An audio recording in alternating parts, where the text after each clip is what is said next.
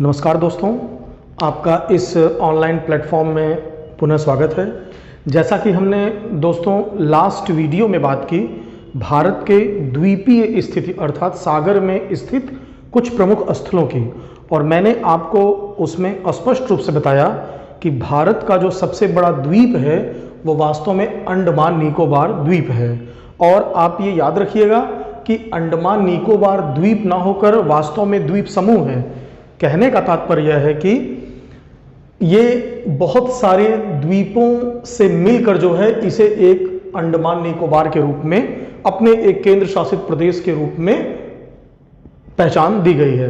तो आइए इस पूरे सेशन में हम बात करेंगे अंडमान निकोबार के विषय में। सबसे पहले हम अंडमान निकोबार का एक परिचय जान लेते हैं, तत्पश्चात हम यहाँ पर अंडमान निकोबार का बनाएंगे डायग्राम। आप एक चीज़ ध्यान रखिएगा कि यहाँ पर हम अंडमान निकोबार के डायग्राम को बनाने का प्रयास करेंगे। आप खुद पेन और कॉपी लेकर आप भी मेरे साथ प्रैक्टिस करेंगे तो निश्चित रूप से उसी वक्त जो है आप अंडमान निकोबार के अत्यधिक पहलुओं को समझने में सक्षम होंगे। तो सबसे पहले मैं बता दूं आपको परिचय एवं नाम के विषय में। तो अंडमान निकोबार हमारा एक केंद्र शासित प्रदेश है। आपको बता दूं कि वर्तमान में भारत के कुल 8 केंद्र शासित प्रदेश हैं, जिसमें क्षेत्रफल के आधार पर अंडमान निकोबार भारत का सबसे बड़ा केंद्र शासित प्रदेश है। जहां तक इसके नाम की बात है तो अंडमान निकोबार एक मलय भाषा का शब्द है और इसके नाम में 2 अर्थ छुपे हुए हैं। एक है हनुमान और दूसरा है नग्न लोगों की भूमि। नग्न लोगों की भूमि। तो कहने का तात्पर्य यह है कि संभवतः ऐसा हो सकता है कि नग्न लोगों की भूमि इसे इसलिए कहते हैं क्योंकि यहाँ अभी भी प्राचीन आदिम जनजातियां रहती हैं जो कि अभी भी उतने आधुनिक नहीं हैं, अभी भी लगभग नग्न अवस्था में रहती हैं। तो उसी को ध्यान में रख के इसे इस तरह हम संबोधित कर सकते हैं। मैंने आपको लास्ट वीडियो में स्पष्ट रूप से बता दिया कि द्वीप से तात्पर्य क्या होता है, इसलिए उस पर हम चर्चा नहीं करेंगे। हम बात करेंगे यहाँ अंडमान निकोबार द्वीप समूह की। तो आपने रीजनिंग का क्वेश्चन हल किया है। मैंने आपको बताया कि नॉर्थ क्या होती है, साउथ क्या होता है, वेस्ट क्या होता है, ईस्ट क्या होता है। तो उसी संदर्भ में मैं यहाँ पर अंडमान निकोबार का एक डायग्राम बनाने का प्रयास करूँगा, आप भी मेरे साथ बनाइए। आपने केचुआ देखा ही होगा, तो उसका आकार कैसा होता है? ये एक उसका भाग हो गया, ठीक है। ये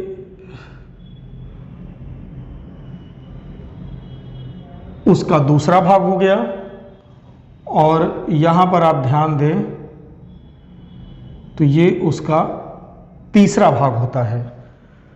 ये ध्यान दीजिएगा, ये मैं केचुआ नहीं बना रहा हूं, ये वास्तव में मैं अंडमान निकोबार के विषय में बता रहा हूं आपको। तो अगर इसको देखा जाए तो ये उत्तर की दिशा में है, ये दक्षिण की दिशा में है और ये मध्य दिशा में है। तो उत्तर की दिशा में इसको बोल सकते हैं उत्तरी अंडमान। उत्तरी अंडमान। आप भी मेरे साथ प्रैक्टिस करिए, आगे सारी चीजें आपको बहुत ही अच्छे से स्पष्ट हो जाएंगी।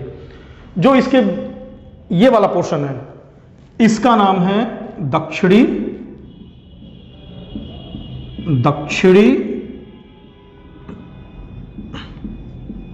अंडमान। अब बचा बीच वाला पोर्शन, तो इसे हम कह सकते हैं मध्य अंडमान। ये आपके अंडमान के अंतर्गत आने वाले कुछ बड़े द्वीप हैं। उत्तरी अंडमान पहचान जाएंगे उत्तर में, दक्षिणी अंडमान पहचान जाएंगे दक्षिण में, और बीच में मध्य अंडमान। अब इस अंडमान के इस पोर्शन का एक छोटा भाई है जिसे प्यार से कह सकते हैं लिटिल अंडमान। इसका मैप हम यहां पर जनरेट कर सकते हैं। लिटिल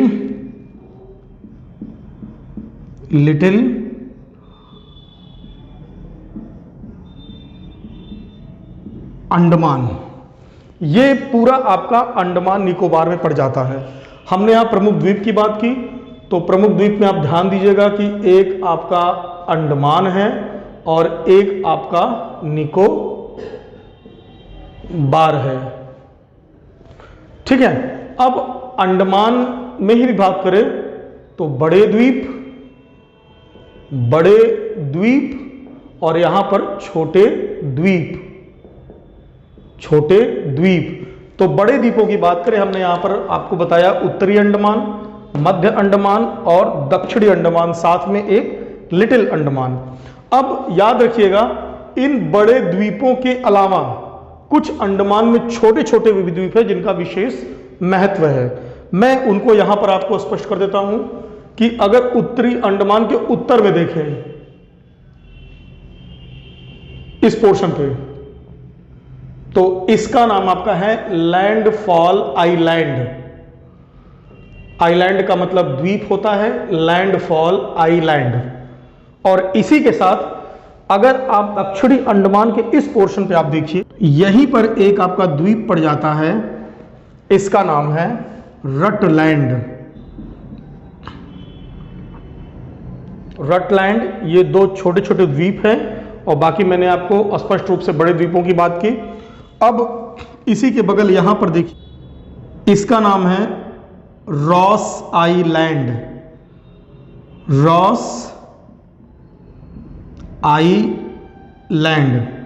हाल के वर्षों में इस आइलैंड का नाम परिवर्तित कर दिया गया और इस आइलैंड का जो नाम नया रखा गया, इसका नाम है नेताजी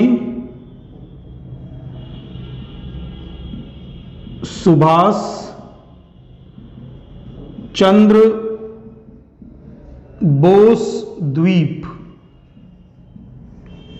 रॉस आइलैंड, नेताजी सुभाष चंद्र बोस द्वीप। क्लियर है? इन द्वीपों को ध्यान से देखिएगा। इसके पश्चात एक और द्वीप आता है, यहां पर दक्षिणी अंडमान, मध्य अंडमान, इनके बीच में ध्यान दीजिएगा, यहां पर एक छोटा सा द्वीप है, इसका नाम है हैवलॉक आइलैंड। क्लियर? एक आपका रटलैंड हो गया, एक आपका रॉस आइलैंड हो गया, एक आपका हैवलॉक हो गया, एक आपका लैंडफॉल हो गया। बाकी आपके चार बड़े द्वीप है, उत्तरी अंडमान, मध्य अंडमान और दक्षिणी अंडमान, साथ में लिटिल अंडमान जो है आपका, ये पोर्शन सारा हो गया। अब हम बात करते हैं दूसरे अन्य द्वीपों की। इसी अंडमान सेक्शन में अगर हम बात करें तो दो आपके प्रमुख द्वीप हैं जो कि वास्तव में यहां पर देखिए मेंशन है। ये आपके ज्वालामुखी द्वीप है, अर्थात इनका निर्माण ज्वालामुखी से हुआ है। तो यहां पर आपका एक द्वीप है नारकोंडम, मैं इसकी द्वीप में मेंशन कर दे रहा हूं, नारकोंडम। और इसके साथ ही एक यहां पर द्वीप है, इसका नाम है बैरन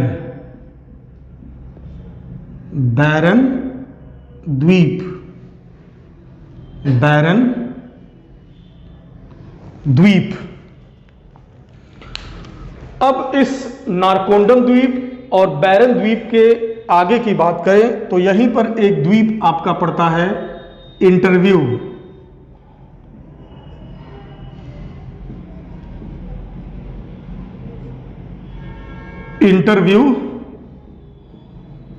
द्वीप।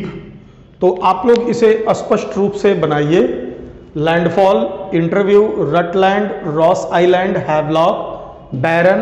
इसके साथ ही दो कुछ और छोटे द्वीप हैं, इनको आप बस इनका नाम जान लीजिए। अगर ये कभी पूछते हैं तो आप आराम से इसको करने में सक्षम होंगे। इन द्वीपों का नाम यहां पर देखिए, एक आउट्रम द्वीप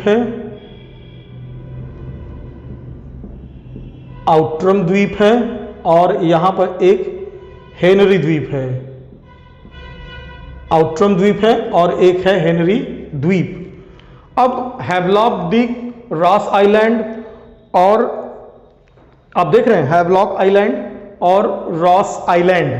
हाल के वर्षों में इन द्वीपों में कुल 3 द्वीप काफी चर्चा में रहे हैं। वो एक उसमें प्रमुख द्वीप आपका यहां पर है नील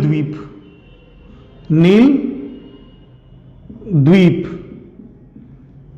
इसमें हैवलॉक द्वीप, नील द्वीप और रॉस आइलैंड, ये तीनों लोग इन तीनों द्वीपों का नाम हाल के वर्षों में परिवर्तित किया गया, जिसमें से रॉस आइलैंड का मैंने आपको स्पष्ट किया कि नेताजी सुभाष चंद्र बोस द्वीप है। इसके साथ यदि हैवलॉक द्वीप की बात करें तो इसका नाम स्वराज द्वीप रखा गया, और नील द्वीप जो है इसका नाम शहीद द्वीप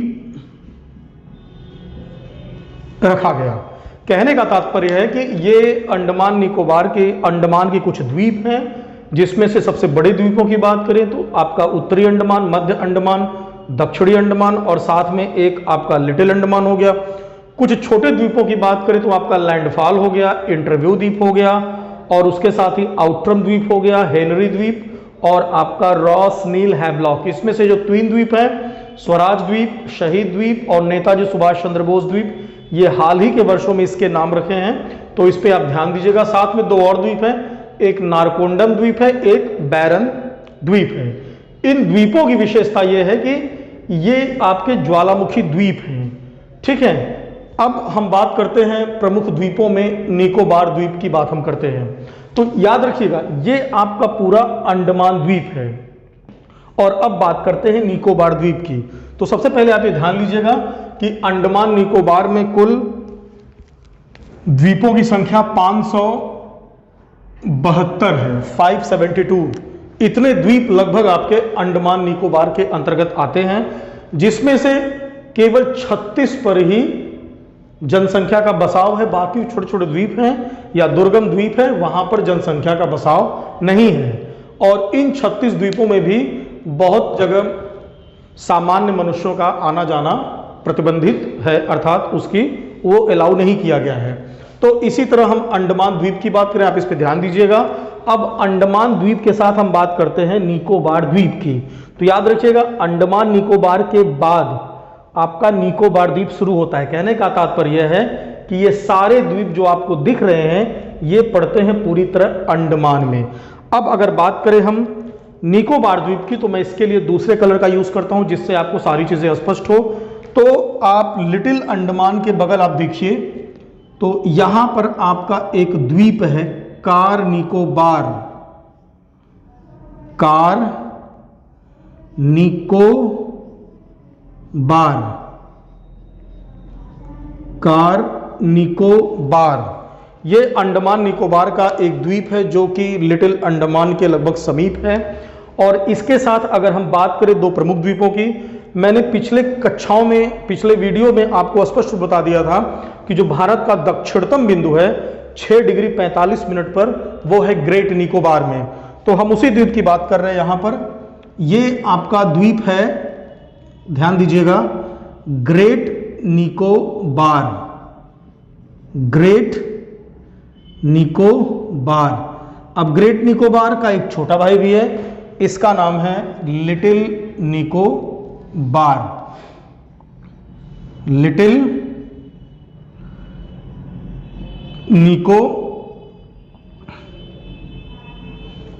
निकोबार। अब इसके साथ 2-3 और छोटे छोटे द्वीप हैं जिनका हम उल्लेख कर लेते हैं। वो उनकी भौगोलिक विशेषताएं बहुत उपयोग की तो नहीं है, परंतु यहां मेंशन करना अत्यधिक आवश्यक है। तो उसमें एक द्वीप है यहां पर कोमोर्थ, कोमोर्थ। एक अलग से है कच्चल, कच्चल। मैं आपको बोल भी दे रहा हूं कि अगर आपको स्पष्ट रूप से दिखाई नहीं दे रहा है तो आप जूम करके इसको देख सकते हैं। अदरवाइज कोमोर्थ, कच्चल मैं खुद बोल दे रहा हूं। और यहां पर एक द्वीप है नान कावेरी, नान कावेरी, ये प्रमुख द्वीप हैं। तो इस मैप में आप ध्यान से देखिएगा कि जो आपके ब्लैक स्केच पेन से बने हुए हैं वो आपके अंडमान द्वीप समूह हैं, और जो ब्लू स्केच पेन से बना है वो निकोबार द्वीप समूह है।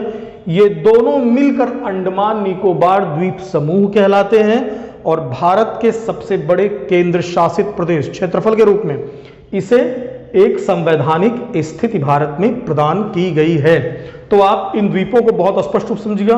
और आपको कुछ बात और बता दें कि अंडमान का सबसे बड़ा जो द्वीप है वो है मध्य अंडमान, निकोबार का जो सबसे बड़ा द्वीप है वो है ग्रेट निकोबार, और इन सबका जो सम्मिलित रूप से सबसे बड़ा द्वीप है उसका नाम है मध्य अंडमान द्वीप। कहने का तात्पर्य है कि भारत का सबसे बड़ा द्वीप अगर पूछे तो आप बताएंगे अंडमान निकोबार, और अगर उसमें अन्य द्वीपों के नाम के साथ उत्तरी अंडमान या ग्रेट निकोबार या आपका मध्य अंडमान ये शब्द आवे तो वहां पर आप मध्य अंडमान के रूप में अपने उत्तर के साथ जाएंगे। तो ये आपकी ये चीजें हो गई। अब हम बात, मैंने आपको बताया स्पष्ट रूप से कितने द्वीप हैं, कौन कौन से द्वीप हैं, कौन छोटे द्वीप हैं, कौन बड़े द्वीप हैं, और अंडमान निकोबार की स्थिति क्या है, और कौन से 3 नए नए द्वीप हैं जिनका नए द्वीप का तात्पर्य है कि वो कौन से द्वीप हैं जिनके नाम अभी हाल ही में परिवर्तित किए गए हैं। तो ये इसकी द्वीपीय स्थिति है। आप इसको बहुत स्पष्ट रूप से मैप पर खुद से बनाने का प्रयास करिएगा, एलोकेट करने का प्रयास करिएगा, ये कॉन्सेप्ट क्लियर हो जाएगा तो इन सबको स्पष्ट करने में बहुत ही आपको समस्या नहीं होगी। अब बात करते हैं समीपवर्ती देश की। तो यदि अंडमान निकोबार के समीपवर्ती देश की बात करें तो जो सबसे निकट का देश है उत्तर दिशा में, लैंडफॉल आप देख रहे हैं उत्तर दिशा में, यहां पर देखा जाए तो एक देश है म्यांमार,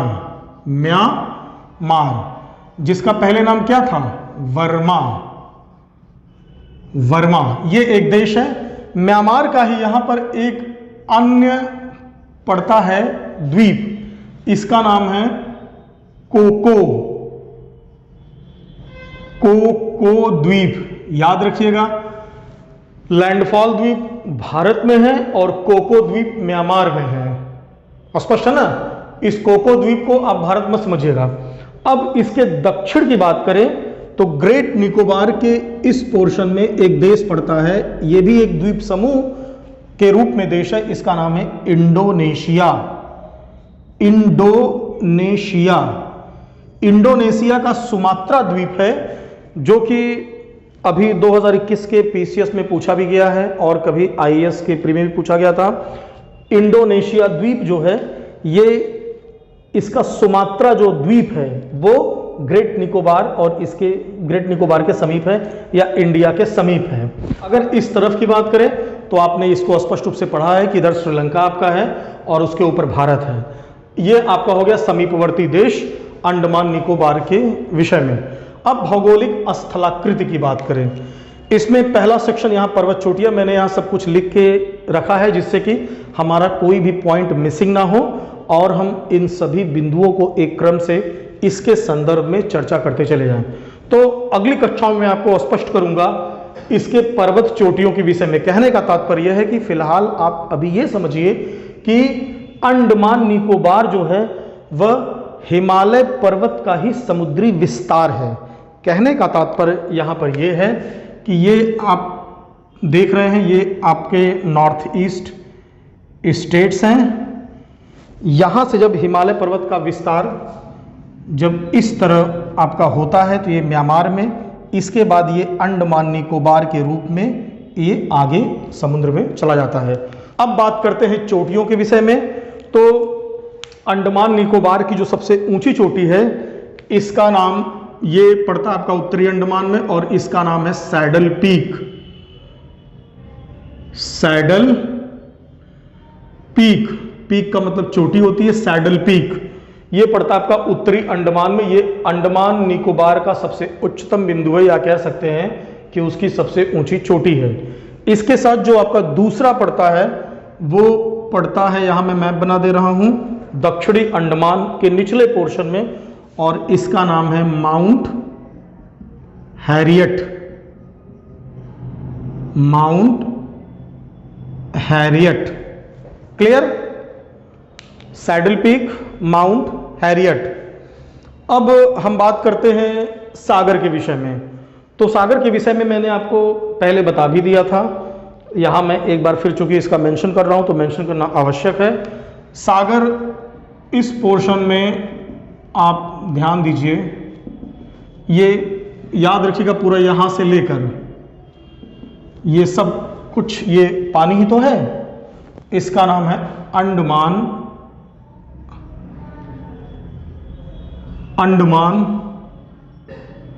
सागर। और यदि नीचे की बात करें, यहां लिखना संभव नहीं है लेकिन आप समझ जाइएगा, हिंद महासागर। मैं लिख भी देता हूं, इसके नीचे यहां पर हिंद महासागर और यहां पर आपका है बंगाल की खाड़ी। तो अंडमान सागर आपका हो गया, इधर आपकी बंगाल की खाड़ी हो गई और इधर आपका हिंद महासागर हो गया।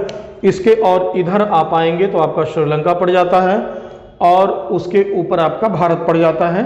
ये आपकी पूरी स्थिति है। अब बात करें खाड़ियों की, तो मैंने आपको पहले बताया था कि खाड़ियों की बात करें तो ये आप देख रहे हैं मैप में, ये पोर्शन इसका नाम है आपका कैंपबेल की खाड़ी। मैंने पिछले कक्षाओं में कैंपबेल की खाड़ी मैंने आपको पिछली कक्षाओं में स्पष्ट रूप से बताया था कि ये भारत का अंतिम परिचालन क्षेत्र है और ये पड़ता है ग्रेट निकोबार में। इसका नाम है कैंपबेल की खाड़ी। अब हम इसके लास्ट पॉइंट की बात कर लें तो उत्तर की तरफ देखें तो इसमें जो लास्ट पॉइंट है ये आप देख रहे हैं, सैडल पीक देख रहे हैं ना, ये उत्तरी अंडमान। तो उत्तरी अंडमान में इस पॉइंट पर एक पोर्शन है केप, इसको CAPE बोलते हैं। केप मतलब आप जानते हैं कि स्थल का समुद्र की तरफ निकला पतला भाग जो अंतिम बिंदु होता है, केप। इसका नाम है केप प्राइया, ठीक है, केप प्राइया, केप प्राइस जो भी कह दें। और अगर यहां पर बात करें तो मैंने आपको बताया था ये इंदिरा पॉइंट या पिग्मेलियन पॉइंट या फिर इसको पूर्व में पार्सन पॉइंट भी कहते थे। कहने का तात्पर्य हमारा ये है कि केप प्राइया इसका उत्तरतम बिंदु मुख्य का है। इसको अगर हम छोड़ दें और यहां तक हम देखें कैंपबेल की खाड़ी के बगल आप देख रहे हैं यहां बना हुआ है, यहां मैं लिख नहीं रहा हूं लेकिन आप इसको स्पष्ट रूप से समझ सकते हैं कि ये आपका है इंदिरा पॉइंट या फिर पिग्मेलियन पॉइंट। तो अब हम बात करते हैं, खाड़ियों की बात हमारी हो गई। अब बात करते हैं राजधानी की। यदि अंडमान निकोबार के हम राजधानी की बात करें तो मैप में आप ये दक्षिणी अंडमान को देखिए, माउंट हैरियट बना हुआ है, रॉस आइलैंड और रटलैंड। हम दक्षिणी अंडमान के इस पॉइंट की बात कर रहे हैं। यहां पर एक प्लेस है जो कि अंडमान निकोबार की राजधानी भी है और अंडमान निकोबार का सबसे बड़ा शहर भी है। तो आपको पता है अंडमान निकोबार की राजधानी क्या है? Port Blair. पोर्ट ब्लेयर ये एक काफी चर्चित जगह था। क्यों? क्योंकि जब स्वतंत्रता आंदोलन चल रहा था तब यहां अंग्रेजों ने एक जेल बनवाई थी, उसमें लगभग 694 कमरे थे और उसका नाम था cellular jail. Clear? Cellular jail Port Blair में ही है।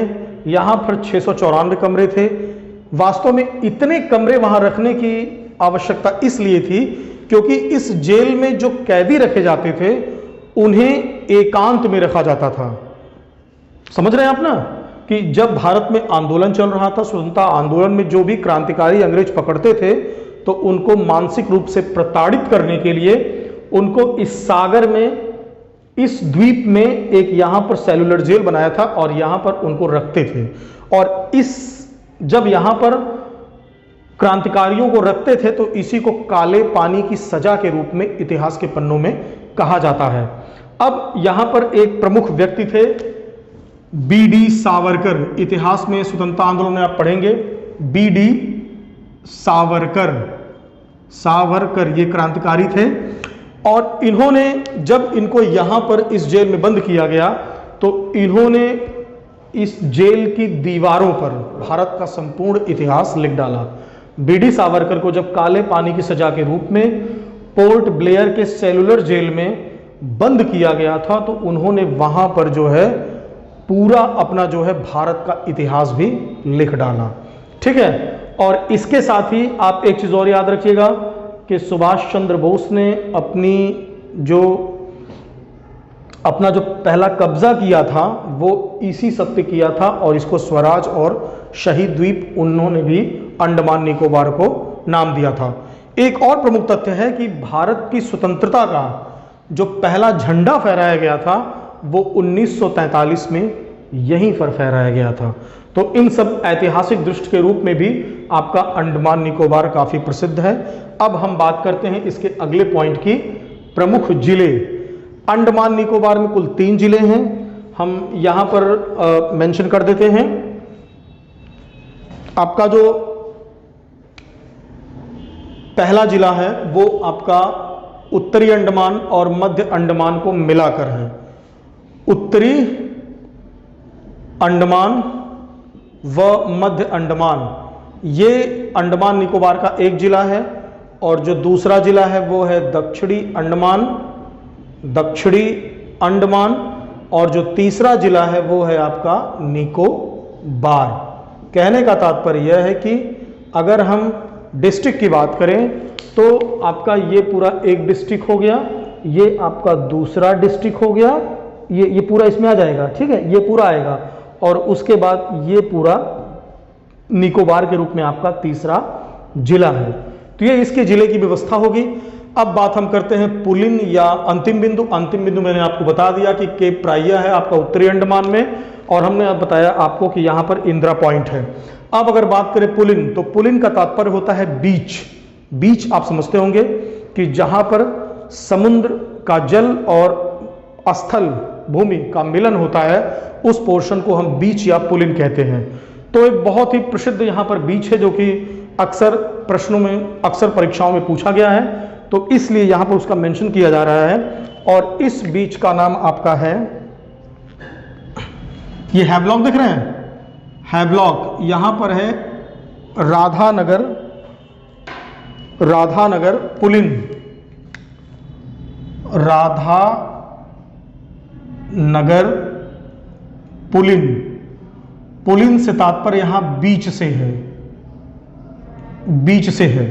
तो ये आपका हो गया राधानगर पुलिन, ये विश्व प्रसिद्ध बीच है, परीक्षाओं में पूछा जाता है, इसलिए आप इसको स्पष्ट लिखिए।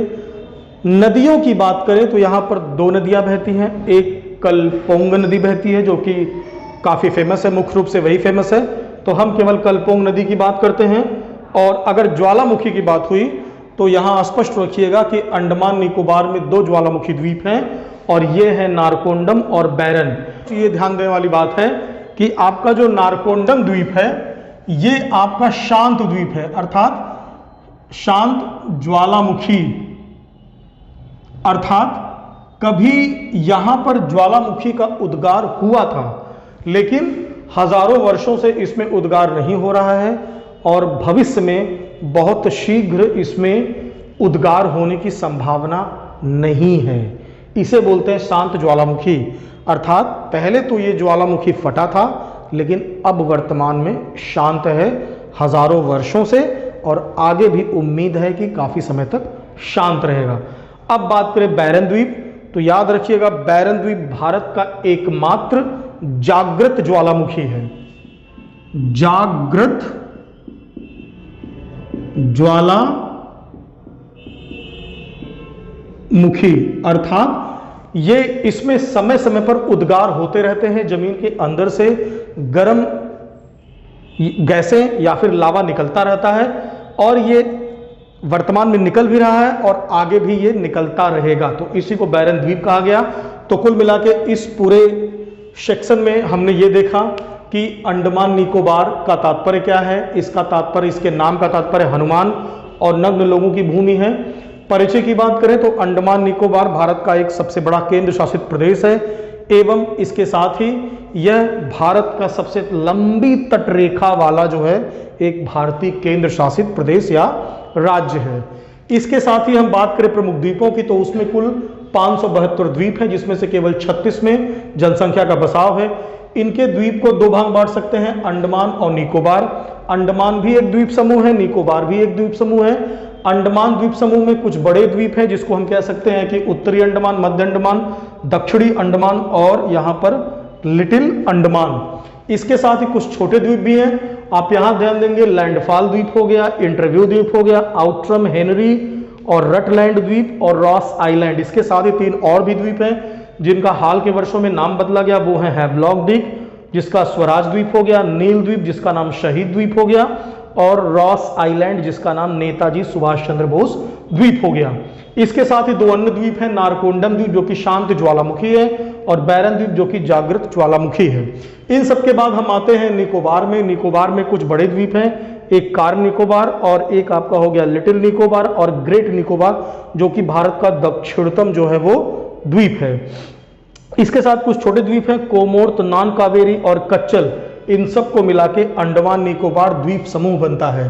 अब समुद्रवर्ती बात की बात करें तो उत्तरी अंडमान के उत्तर में एक लैंडफॉल द्वीप है, इसके बगल म्यांमार देश पड़ता है जिसका कोको एक द्वीप है, और इसके साथ ही हम बात करें अगर इंडोनेशिया की तो ये पड़ता है ग्रेट निकोबार के निकट इंडोनेशिया का सुमात्रा द्वीप। अब बात करें इसके पर्वत चोटियों की तो मैंने आपको बताया कि ये हिमालय पर्वत का पर्वतीय विस्तार है जहां पर दो प्रमुख चोटियां हैं। अंडमान निकोबार की सबसे बड़ी चोटी आपका सैडल पीक है और एक अन्य चोटी माउंट हैरियट है। इसके साथ ही सागर की मैंने बात की, खाड़ी की बात की, राजधानी की बात की और प्रमुख जिलों की बात की। तो इन सब सेक्शन को आप ध्यान से इसमें बनाइएगा।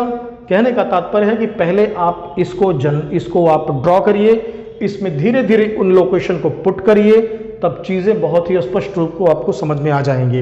अब मैं आपके सामने से हट जाता हूं, आप एक बार इसका स्क्रीनशॉट ले सकते हैं।